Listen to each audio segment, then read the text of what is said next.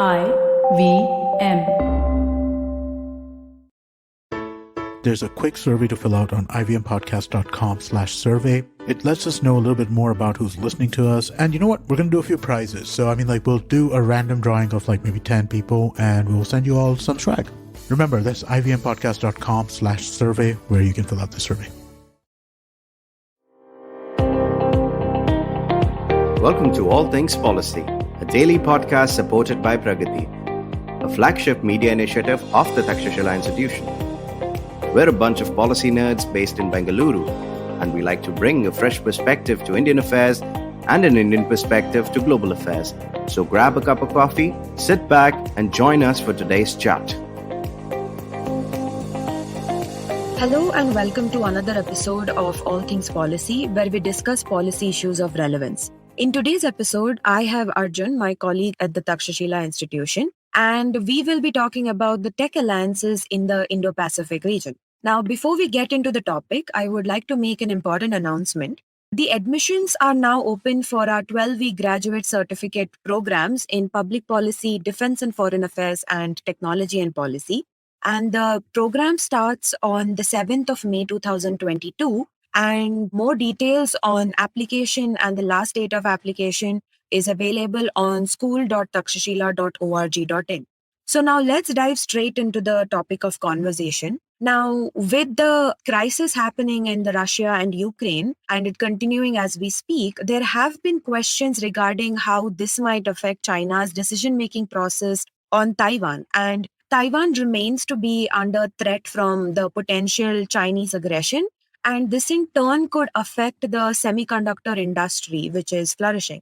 Now, India is a growing semiconductor power and could form an alliance with Taiwan and look for technology cooperation. Now, this conversation is something that has become a focal area quite recently, and especially with the crisis that is happening in Ukraine, right? So why exactly has it become a topic of conversation now, Arjun? Can you tell us about it? Hey, Priyal. Yeah, thank you so much for having me. Yeah, it's always good to be back talking about tech-related stuff. So yeah, as you said, right, the Russia-Ukraine crisis kind of exacerbated the whole existing issue of semiconductors. There's already a global chip shortage which is going on. And we kind of talked about this in a previous episode where we mentioned how this might actually affect the semiconductor supply chain itself. And the only issue now is the fact that this kind of aggression by Russia on Ukraine, we have yet to see what would be the response by the Chinese towards Taiwan. But the whole thing about Taiwan being home to over 50% of the global semiconductor manufacturing, and the industry remains one of the most critical industries for the country itself and for the world. And any sort of, aggression or any offensives against the country might result in this industry breaking down, and this might again cause disruptions to the already fragile supply chain. So what I wanted to talk about is mostly about how Indo-Pacific has become a major issue and a major area of concern for many countries, including the US. So they are looking at Indo-Pacific from a strategic point of view, and technology has become a very strategic tool right now. So there is a need for, to create need-based technology multilateral alliances, in the sense that specific technologies which certain countries are very good at harnessing, such as semiconductors in terms of Taiwan, and others like India, Australia, Japan. All these countries can come together, form these tech alliances, and to ensure that the supply chain remains resilient in India, Right. so that any kind of external event, like let's say Right. something on the lines of the Russian invasion happens in the region, Mhm. this would not completely result in technology supply chains breaking down. So that's with respect to the broad idea of why tech alliances in the Indo-Pacific might be needed in the current Right. scenario. Coming to the semiconductor problem itself, it's just that fact that we've talked about this multiple times, and there are mainly three reasons why it has become such a major focal point. One is the Mhm. geopolitical one with respect to the US and China. And Right. second one is economic issues with respect to the fact that Taiwan itself hasn't been able to kind of scale up its operation to the extent. I mean, Taiwan is just a very small country, right? And it Yeah. yet manufactures over 60% of the 50 to 60% of the total semiconductor chips, so, which are Yeah. being supplied. So the demand is increasing, and Taiwanese firms are looking to shift some of their operations abroad to kind of meet this demand. They have started a fab in US, in Arizona. They're looking to invest somewhere else. They started investing in Japan. So they're kind of looking at other places to, scale up their operations as well, because they haven't able to meet the huge demand by manufacturing on their own soil. Right. And finally, it's just like the whole fact about technology advancement. We have gone from 65 nanometers, which was way back, and now it's just 5 nanometers Hmm. processes. So the chips are becoming smaller and smaller, and more technologies are being developed, and better chips are required. More Right. technologically advanced chips are required to meet the to Needs and demands. Yes, exactly. So Right. these kind of stuff are like the main reason why people are concerned about the fact that any sort of external aggression on the island's state itself might have potential consequences, and Okay. this is where the whole concept of technology alliances come in. Right. That's actually quite nice overview, as well as like thanks for deep diving into it and explaining it in such detail. But when we talk about tech alliances, right, and we're talking especially with respect to the fact that India and Taiwan could set up some sort of collaboration or an alliance which would benefit both the countries. And like you mentioned, right, Taiwan is still a very small island country, and it's still able to sort of produce nearly 50 to 60% of like the total semiconductor thing. Now, when we talk about collaboration and an alliance, so what strengths do you think India can bring to the table? And what are the areas that could potentially be prioritized for an alliance? Yeah, I mean, that's a really important question to answer, right? So before Yeah, anyone just sets up a multilateral forum and says, no, we have to do this, they need to understand that each country has its comparative advantages and disadvantages. And the whole point of coming together is to bridge these kind of gaps and ensure that whatever you're bringing to the table kind of covers whatever others are not. So in the yeah, sense that India and Taiwan have continued talks. This is from last year itself. There were reports of officials from Taiwan and India coming together to kind of talk about her setting up a manufacturing hub in the country. But again, these are just reports and no right, official announcement has been made.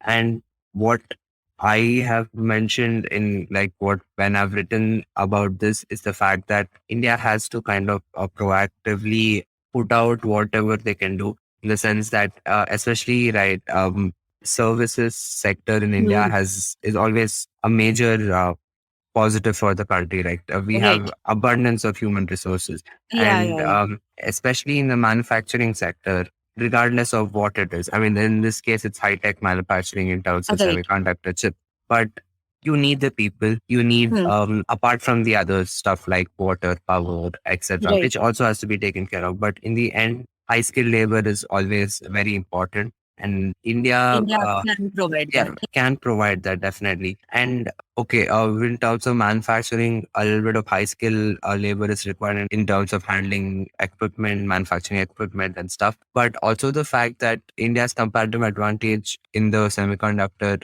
supply chain lies in its design and the package assembly and testing processes. So right, so Mm, those design services are something that India has provided many US firms, all of them right. having their own offices in India. And Taiwan also can kind of outsource its own design services to To India. to Yeah, the Indian workforce. And Taiwan is not just a manufacturing giant; it's also the fact that they have multiple companies in the assembly, testing, and packaging, which is like the final stage after you manufacture the right. chip. So those guys are also looking to expand their operations. And India, we've always talked about this. Like, should just India focus on just making a fab or just Yeah, manufacturing chips? But the fact that we can always look at this area wherein it's just low skilled labor and the cost of setting up these assembly plants is way less than a manufacturing plant or a fabrication facility, right? So in that case, India can always attract like Taiwanese giants in this field Yeah, to our country, offering abundant labor, more space for them to set up shop, and also the fact that we have kind of some expertise in it because right, low skilled, I mean, I shouldn't say low skilled, but it's just the fact that it requires less amount of upskilling for laborers and right. the fact that we have such a diverse group of Hmm. like people who are People. willing to get employed Right, right. in these This kind of could, yeah. yeah, this could also be like like an area that could focus on like employment, right? The employment numbers would definitely go up if you're sort of looking for, because if it means that you need very little effort in upskilling the current whatever skills the current people have, and if there's outsourcing from Taiwan to here in India, obviously the jobs will also increase. Yeah, definitely. I mean, the whole point I think behind the rationale behind the recent package which the government of India released was the fact that this is not just for like strategic purposes. It's not just Right. for geopolitical Yeah. tensions and all that. It's also because of the fact that this would significantly improve the domestic sector itself. Like that Yeah. would Yeah. encourage more and more firms to come up in India Right. in the design space, Yeah. in the packaging space, in the Yeah. assembly and testing Right. phase. So when that happens, tie-ups are always easier, and you can always ensure that there are some tie-ups between Indian and Taiwanese companies, Right. and that would kind of help in creating this kind of, okay, alliance is just too strong a word, but at least a joint collaboration effort between the Right. two countries to ensure that if the industry is under threat from China or any external aggression, let's Hmm. say, for Yeah. that matter. So it ensures that there is always a fail-safe option in the Right. region itself. And that kind of creates a more vibrant cooperation. Movement of Yeah, industries was like a yeah, thing. Also, because like if there is some sort of collaboration there, if something happens where the external forces have an impact on Taiwan or something, at least I think the supply chain, something that is of concern at this moment. Like you said, that despite Taiwan producing nearly 50 to 60% of semiconductor, this thing, it's not able to scale up also, right? So there is, obviously, I feel there is a demand and supply problem as well. So I think India could sort of potentially help in that regard. yeah, definitely. And that's where the whole concept of technology, cooperation and alliance come into the picture. Right. So, yeah. Yeah, yeah, definitely. And now, before we move on, we will actually take a short break and we will be right back to continue this conversation. Hey everybody, it's been another great week on the IVM Podcast Network. On Storytellers and Storytellers, Vineet speaks with drum prodigy Darshan Doshi about helping young Indian drummers take to the world stage. The Simplified Gang delves into the unfortunate financial crisis in Sri Lanka. On Smarter with Sid, Siddharth observes how Lata Mangeshkar was snubbed I tell you, out of memoriam mentions in both the Grammys and the Oscars. This is an absolute disgrace. And on the Life Manifestos, Arena explains how to beat procrastination and show up for yourself. Do follow us on social media. We're IVM Podcasts on Twitter, Facebook, Instagram, and LinkedIn. And remember, if you enjoyed this show or any of our other shows for that matter, do please tell a friend. Also, don't forget to rate us on any of the platforms you're listening to us on. You can check us out on YouTube as well. On ivmpodcast.com/YouTube, we have a list of all of our YouTube channels. Do check out if your favorite show is available as full video. We are also doing a small listener survey to better understand how you respond to our shows and advertising on the network. We'd really, really, really, really appreciate it if you could spare a few minutes to fill it out. It helps us build better shows for you. And finally, we'd like to thank our sponsors for this week: SBI Life Insurance, India Water Portal, and Jupiter, a digital banking app. Thank you so much for making this possible.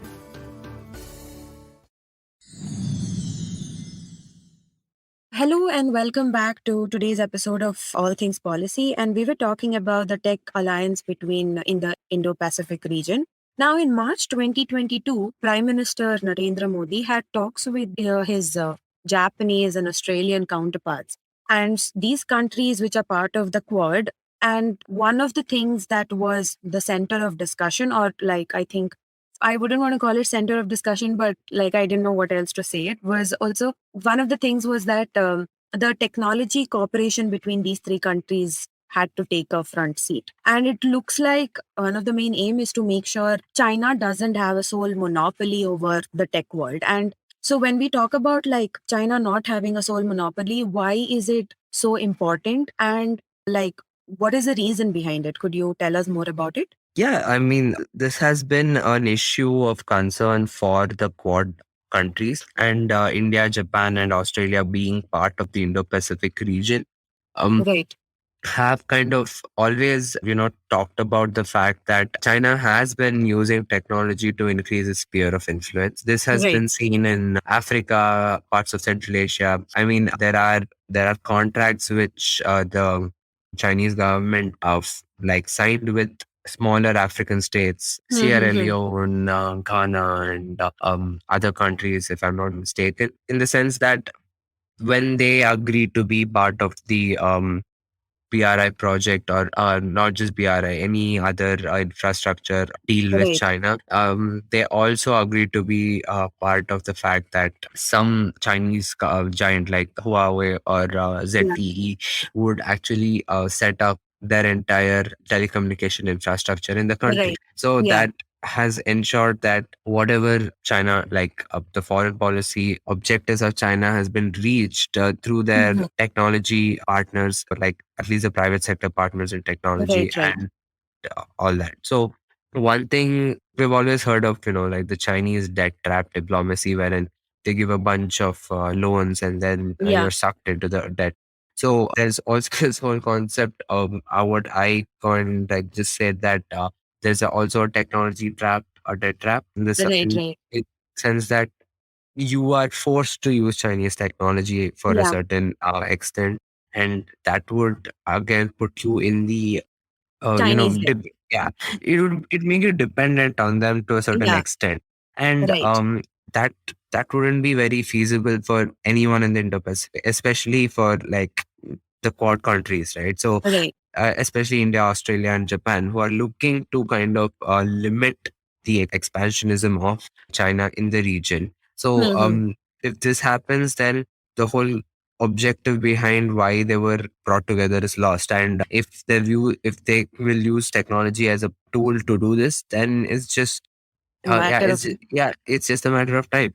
And that is why this whole thing about East Asian countries or even Southeast Asian countries, they're slowly, relying on Chinese technology. yeah, yeah, And if there is no alternative offered in the, meantime, coming decade or something like that, they would eventually have accept whatever they're offered because in the right, sense that would be more economically viable for them. feasible, feasible And also, yeah, so definitely. And considering the fact that they get to utilize top and technology without any strings attached is always a good thing for them. So it's always better to kind of ensure there are alternatives for right, other smaller states. And the one way you can do that is if you can come together to provide these alternatives. It's yeah, not the fact that one country can do this on their own. We have always talked right, about right, the fact that plurilateral cooperation is a necessity and not a choice. yeah, So when this kind of tensions and geopolitical tensions and strategic tensions are involved, it's always in everyone's interest for coming together and creating these technology alternatives which you can provide to smaller states and veer them away from the fact yeah. that it's only the Chinese who would give them Right. this. Giving So a choice is always give, at least they have a choice to choose, right? That yeah, instead yeah. of completely relying on them. That's actually nice.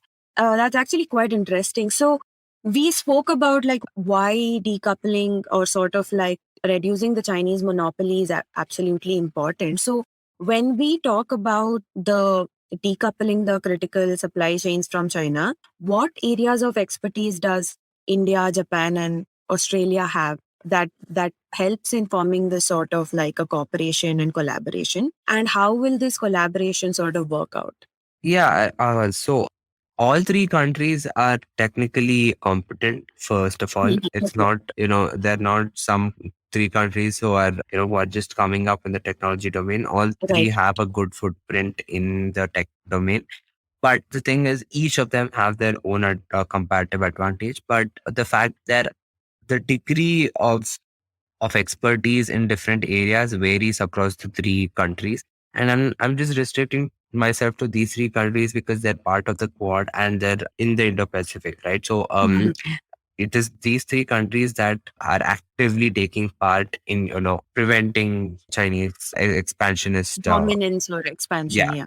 So in terms of where they might kind of, have an advantage, there is always, the digital and the information age, new emerging technologies keep cropping up. But something which we have seen that is happening is AI and IoT.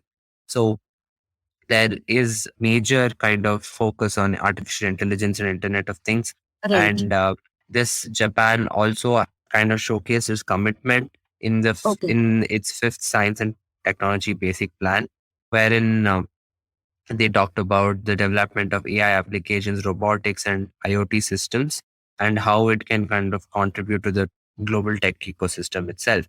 They Yeah. also have an official AI tech strategy, and like they're focusing on building up their AI R&D and industrialization Right. capabilities.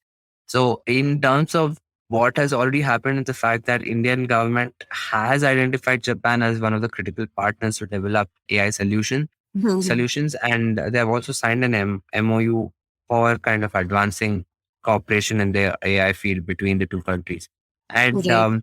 interestingly, Australia is one of those few countries whose foreign ministry has been actively pushing forward the role of other countries to formulate and set AI technical standards and IoT standards. So the fact that they have advocated for like this multilateral and plurilateral approach to setting AI standards is a thing that should be taken note of. And Yeah. they have taken the lead in kind of underlining the criticality of AI tech standards and how it can have a major impact in regulating this kind of emerging technology. And they've also released an official document on it. So saying that the foreign ministry has to focus on this.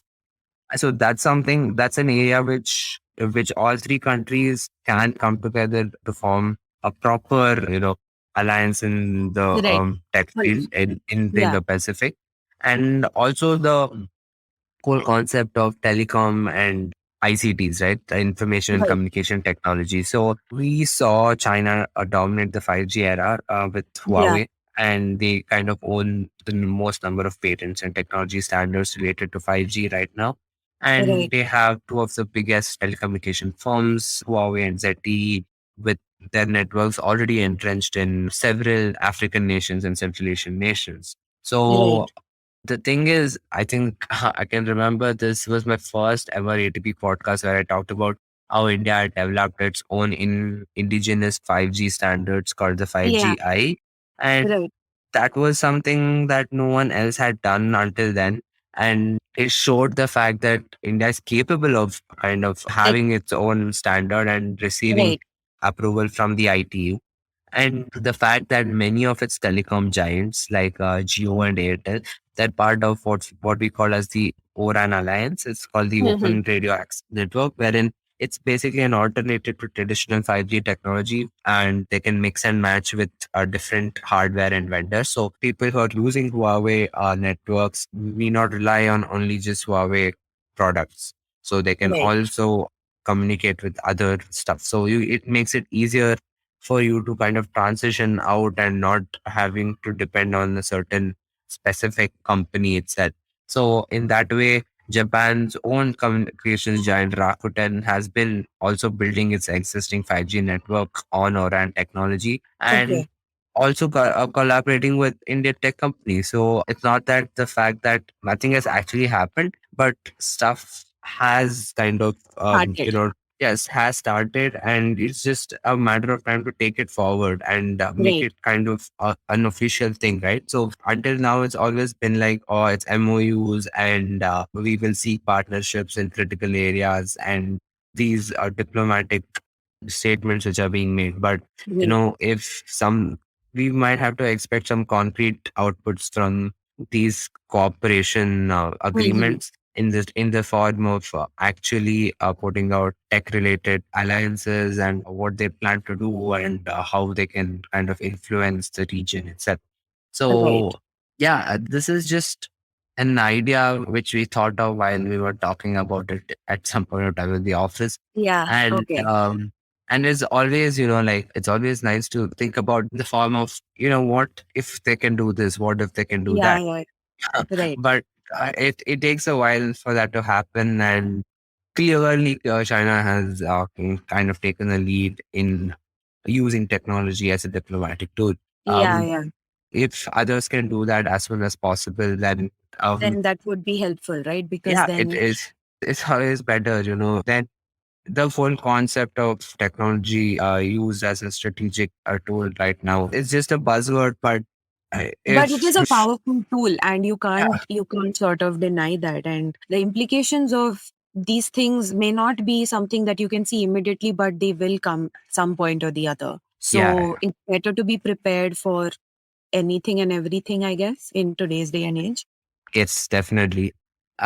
And Indo-Pacific region is something that we talk about a lot, and having, you know, credible and safe Indo-Pacific is what even the Quad talks about. Right. And Right. technology is central to it, right? And you Yeah. Yeah. can the misuse of technology can absolutely destroy societies and countries and Definitely. anything and everything. So Yeah.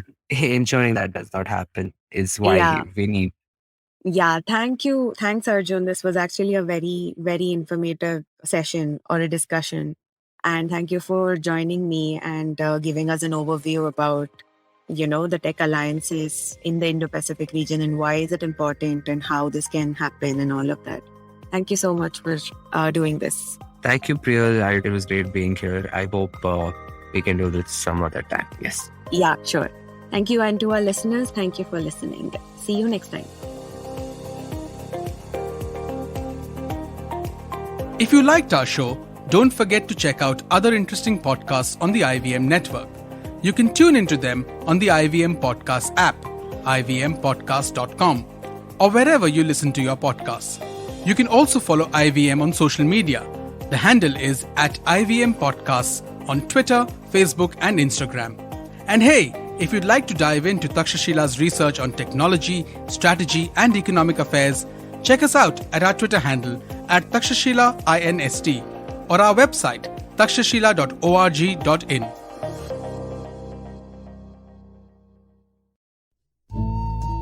सफर, रास्ते, मंजिल और मुकाम, अक्सर ये हमसे कुछ कहना चाहते हैं, पर हम हैं कि अपनी रोजमर्रा की जिंदगी में इन्हें सुनने से कतराते हैं।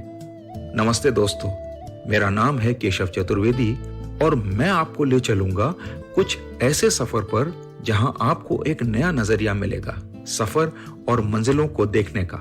आइए इन किस्से कहानियों में डूब जाएं, हर मंगलवार और शुक्रवार। Working Monday to Friday glued to your chair making you feel dull? Worry not. Get your 5-minute weekly dose of travel around the world with postcards from nowhere. Join me every Thursday as I explore the strange, obscure, and fascinating parts of the world and bring out facets of travel you may not have thought of before. You can find us on the IVM Podcast app, website, or wherever you get your podcast from.